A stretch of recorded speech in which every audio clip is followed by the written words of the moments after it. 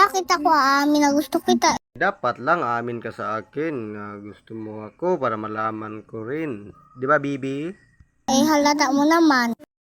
Ako nga eh, so hindi mo na ako pag-antayin.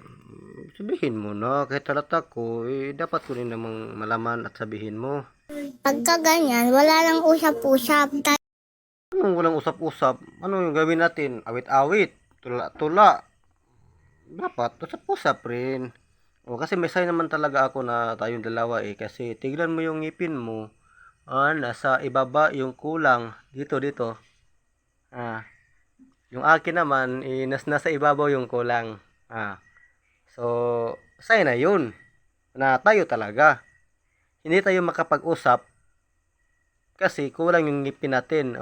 Hindi tayo makapag-usap ng pagkaon. Tayo na agad. Sweet mo naman, baby. Tayo na agad. So, tingin ko nasa 8 years old ka pa lang eh. So, ako nasa 24 years old na. So, ang mangyari sa akin, mag-antay ako ng ilang taon. Mga 20 years din ako mag-aantay sa'yo. Din, pag sinagot mo ako, pagkatapos ng isang buwan, wag mo naman sana akong hiwalayan ha. Kasi sign na talaga to. Sabi mo hindi na tayo mag-usap-usap. Di wala nang usapan. Largo na. Largo na tayo.